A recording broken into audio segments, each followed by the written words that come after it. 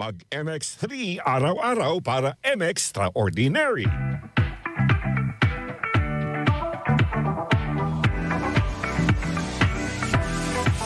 Wag nang paligoy-ligoy pa. Let's fly and go with AirAsia. Kasama tropa o pamilya o mag-isa. Let me know kung saan gusto. Malapit man o malayo. Kahit ilan pa ang baggage mo, let's fly and go. Tara na, let's fly and go. Presyong kayang-kaya mo. Mura nga, world's best low-cost airline to. Take you anywhere you want. Pinas man o ibang bansa. Your add-ons pa. Let's fly and go. Let's fly and go. Boracay man o Cebu. Book a trip for your next view. Let's fly and go. Let's fly and go. Like that food trip sa Japan. Puso Seoul, let's keep up fun. Let's fly and go. Let's fly and go. Book your flights now via AirAsia Move. Wag mo sabihin radyo.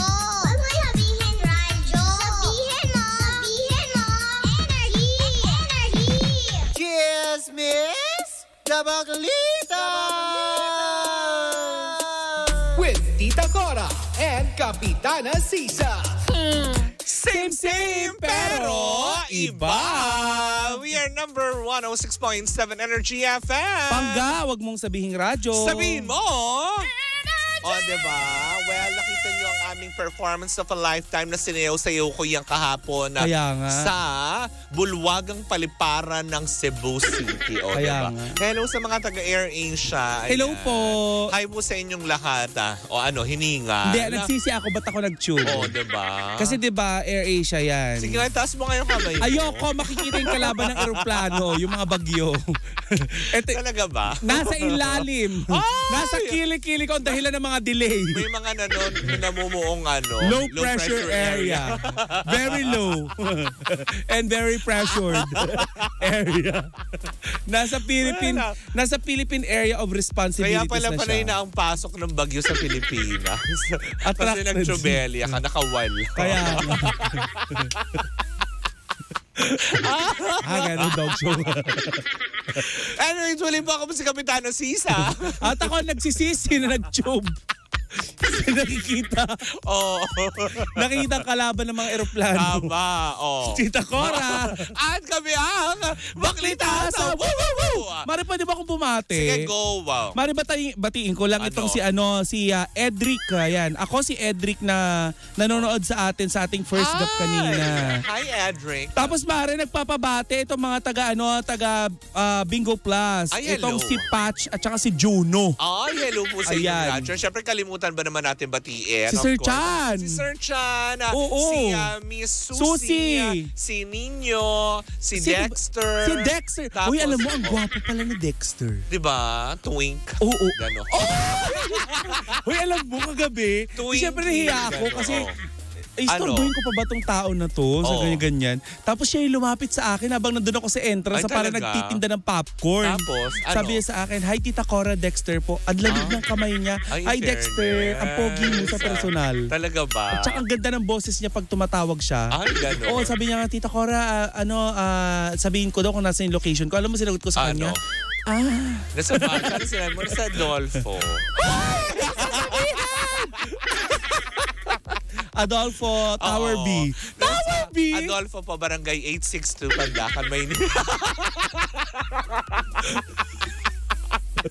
Wala na. Hindi naman nila alam yung number. Hindi ko naman sinabing nasa ano ka. Bakla, pag ako nasugod bahay gang Hindi talaga. naman sinabing nasa Unit B. Tower B. Tower A kila Ma'am Lida. Oo, Tower A. Nasa Tower B ka. Tower Parehas B. tayo, nasa Tower B. Yes. Anyways, nako, eto na. Speaking of mga Bingo Plus, na ating mga friends, nako, eto na, Bing Bing. Eto na, pagkakataon yung manalo ng 500 pesos para sa araw na ito. Wala kayong magagawin ka ni tumutok at abangan ang numerong ilalabas na ni... Eto na, Sino yan? Pangga Bingo Plus Manalo! Ohan, tara. Pak, pak, chak. Pak, pak, pak, pak. Antaray. Parang sumabay si Bingbing kagabi sa pagsayaw ni Marina Summers. Yes. Fairness. Grabe yung performance sa ate mo, B. Ang galing talaga nila, di ba? Major presenter po ang Bingo Plus kagabi sa ating katatapos lang na Miss Universe pageant. Di ba, na nakakaloka. Pero ngayong araw na ito, matapos koronahan ang bagong Miss Universe Philippines natin, eto na ang pagkakataon yung manalo ng ating pangga Bingo Plus panalo. Hatid sa atin yan ng Bingo Plus, Bingo sa saya, plus sa panalo.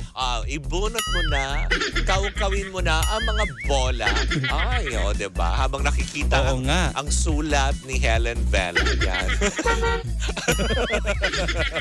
Uy, nakabunot na ako, Mare. Kawin na natin ang numero at nakabunot ka na. Oo. Yan. So, anong numero? Pinakita mo na. Yan. O di, ulitin natin. Madali ako kausap. With element of surprise. Tingnan mo ang bakla. Balik mo yung ayoko. Matanda ng Miss Universe. Wala man lang pa-pedicure. Dumi ng kuko. Hindi kasi nag-makeup ako kanina. No more excuses. Ang dumi talaga bakla. May mga eyeliner. Akala ko nagbukal ka na lupa. So, paano ko yan ngayon iikutin? Sige. So, eto na. Yan na. Eto na. Ang numero para sa programang Baklitas ay... Hindi niya ipopokus sa kama. Ayan na, alam nyo na. Number 36. Para mo yan sa programang Baklitas. Mabilis. Kasi makikita yung kukostra. Parang dinosaur. Sabi ko na nga ba matapos mo ko daot-dauti sa IG mo kapon, makakahanap ako ng pang-rest bag. Loko kapag nagkaroon ako ng sponsor ng pedicure mamaya. Punta ka kasi ng Pebbles.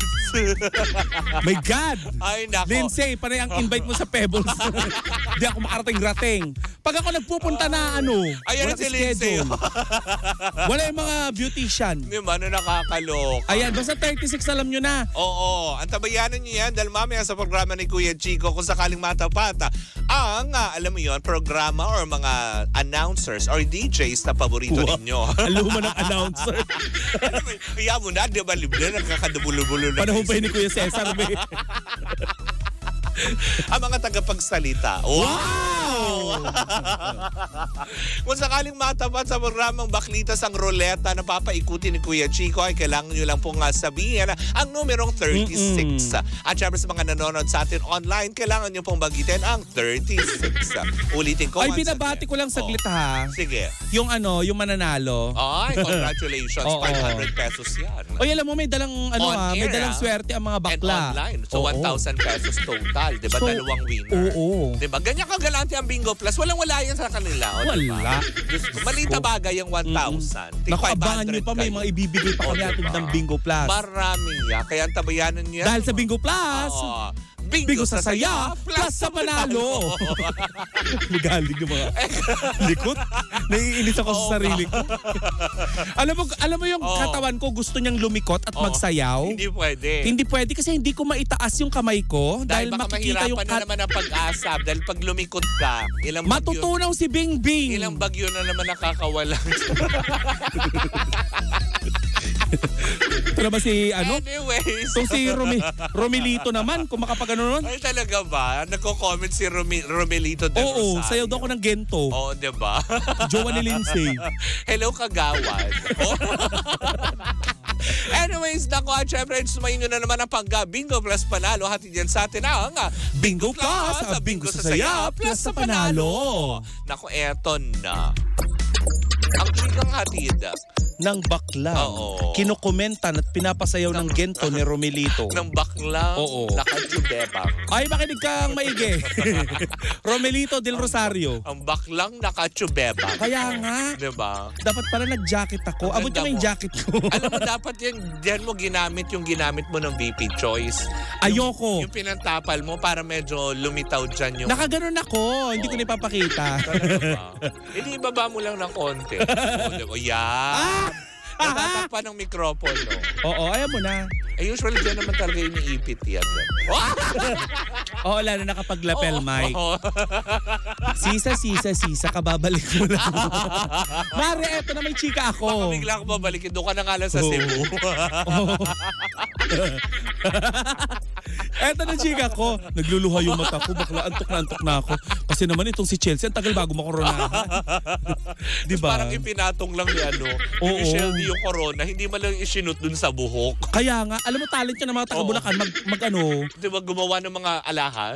Hindi, at saka mag-balance ng corona sa ulo. Hindi, totoo naman. Pero grabe mahal yung corona. Fairness, diba? no? Pearls, tapos real gold pala yun. Talaga? Oo. Saan mo nilalapag yan, Chelsea? Ay hindi, malamang yan, pagkababa ng stage, nasa Nakatago. pangangalaga ng PSG. So, hindi presidential yon. So, Hindi. pageant security group. Oo, yun. Natari brainy. mo. Dalaway ulo eh. Pero mara, ito na chika ko. Anek La Barba. Kahapon ay mainit-init kang pinag-uusapan dyan sa X kung saan namamayagpag Ay, ang ang dami- mga Ang dami ko na-subscribe dyan. Marami din ako. Sa Telegram. Uy! Yung 499 Lifetime Achievement Award na. Ay hindi, meron ko mga nakukuha dyan, mga 200, lifetime access, ganyan. Ayoko naman ng ganun. Hindi, oo. Puro mga foreign. Ay, wala nga foreigner puro lokal. Ay! Pero yun, Oh. pero yun na nga, etong si Tom Rodriguez at saka si Clint Bondan. Bakit Bondan meron ba? sila doon? Wala. Wala. Akala ko meron na din silang parang Wala. altera. Wala. Oh. Pinag-uusapan sila, Mare, kasi nga ang na pag-alaman ko dito sa sa X, itong si Tom Rodriguez, fina-follow daw itong si Clint Bondan. Bakit? Pero, Baka naman bondad pala. Bondad. Oo. Bondad. Bondat ka ng bondat. Bondad. Oo. Ayan. Pero nakakaloka nito, Mare. Kay Clint Bondad, Ay, ano siya? Ang fina-follow gwapo lang naman niya pala. Kahit naman ako, ipa-follow ay ko itong si talaga. Tom Rodriguez. Ah? Yes. Talaga ba? Oo. So, Diba, ang mga sabi- netizen, Diba, pakita mo yung picture na isa ulit, Toby. ayan o. Diba sinasabi ko sa'yo, basta afam. Diba? Pak. Diba? Kahit pawisan ang kilikili niyan.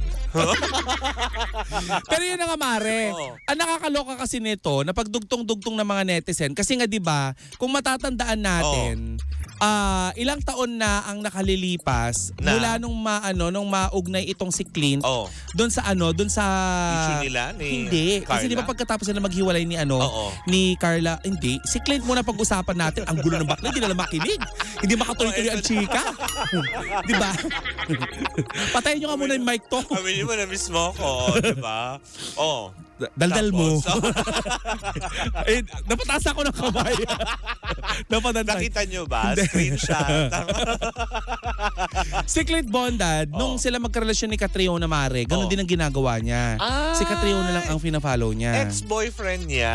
Yes. Bago si Sam Milby. Yes. Ngayon, Mare, di ba ilang taon na nakakalipas, di ba na din ito, na link din ito kay Jack Radiotatip, na nagkahiwalay din sila. Yung yung may-ari ng Miss Universe. Yung halos, diba, na involved din yung si Jack Radiotatip. Jack Radiotatip.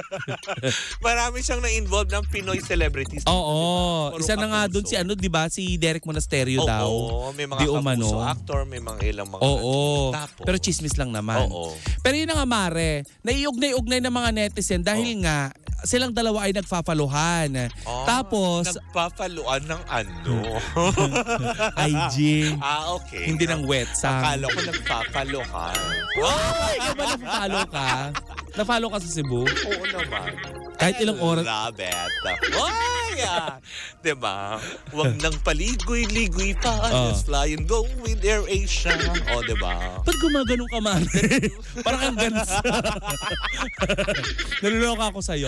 Pero yun na nga, Mare, ang nakakaloka dito kay Tom Rodriguez, kaya nila na ililink na naman itong si Clint Bondad. Dahil nga dito sa usapin tungkol sa kanyang sexualidad. Kasi kung maalala natin, isa sa mga naiisip at kumalat na dinadahilan ng mga basher ni Tom Rodriguez ay ang kanyang sexualidad ang dahilan daw kung bakit sila nagkahiwalay nitong si Caria Abellana. Kasi hindi mo naman din masisisi, Mari. Kasi di ba si Tom Rodriguez is may foreign blood.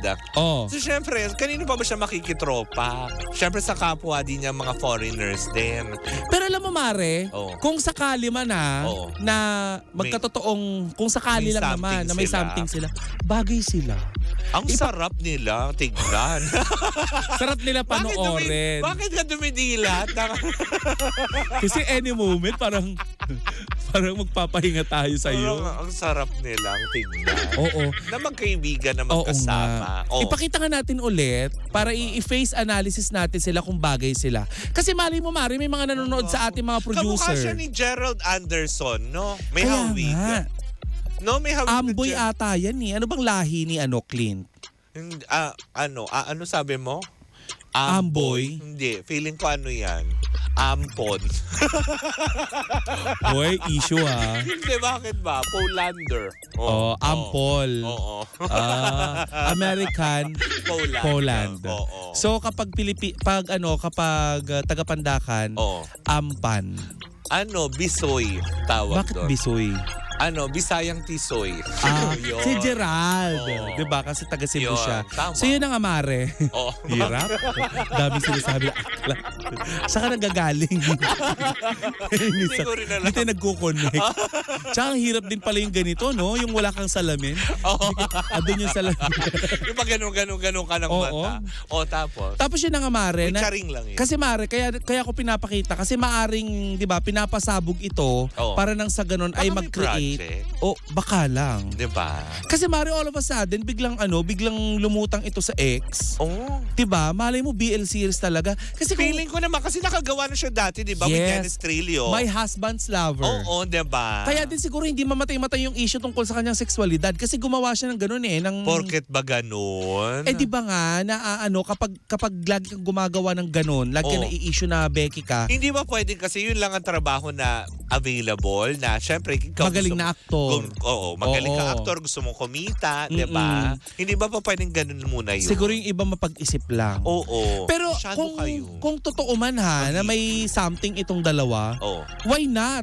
Ang gwapo kaya nila parehas. In fairness, diba? Pero hindi tayo para mag-out sa kanila. Hindi, tsaka isa pa, diba? Hindi naman natin sinasabing meron. Kumbaga parang they could be a great friend siguro. At kung sakali naman magiging jowa nyo sila, ay die!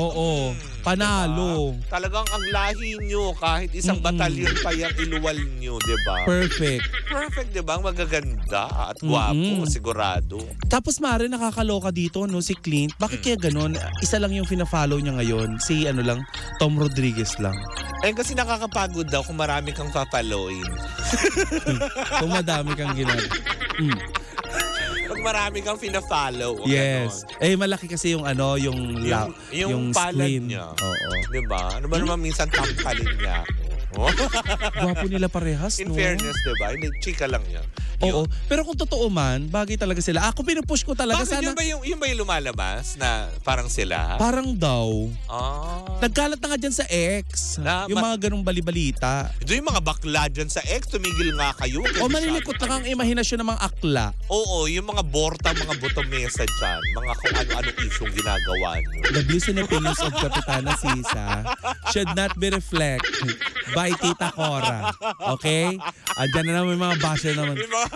Yung mga power botomesa. Bakit? Dapat ba payat lang ang nyotomesa? Hindi. Yung mga powers dyan, di ba? Kasi sila usually lang naman pag-intriga ng ganyan. Makitaan lang na yung artista. Talaga ba? Issue, yung mga botomesa lang ang mapag-intriga? Kasi yung usually, di ba, pag power top, di ba, anong ginagawa mo pag top ka? Di ba pinatatahimik mo yung... Again, the views and opinions of Kapitana Sisa should not be reflected. Bakla ka! Ika-cancel nila tayo. Hindi kasi di ba pag top ka, anong sinasabi mo sa pero Mare, OT na tayo. Huwag ka maingay. Gano'n, di ba? Diba? Sige. Yun ang ibig kong sabihin. Giniginawa ko.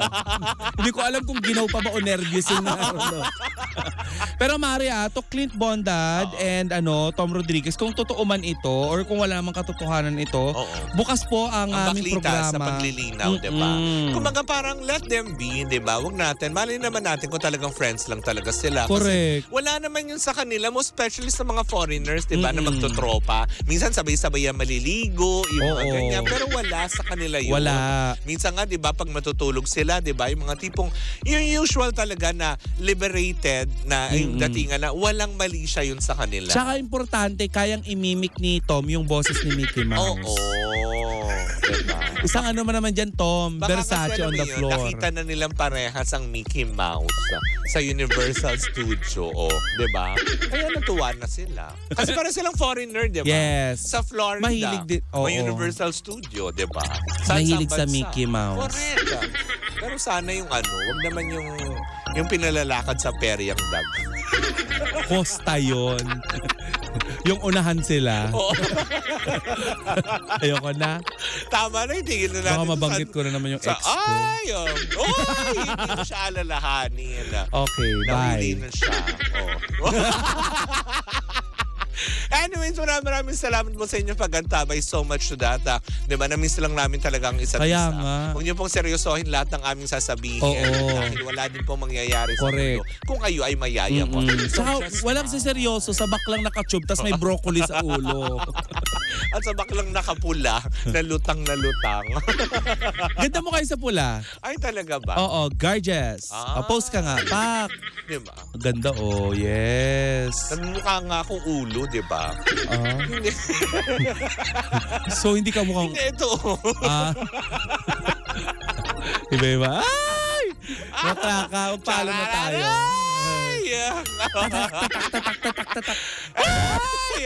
Ayan, pinalabas mo na naman yung isang bagyo. Papasok na naman yung sa paro. Anyways, maraming salamat po. Muli po ako si Kapitana Sisa. At ako naman po yung Tita Cora. And we are still same pero iba. Tuloy-tuloy pa rin po ang ating tugtugan. Siyempre, dito po lamang yan sa number 106.7 Energy FM. Pangga, wag mong sabihin radyo. Sabihin mo!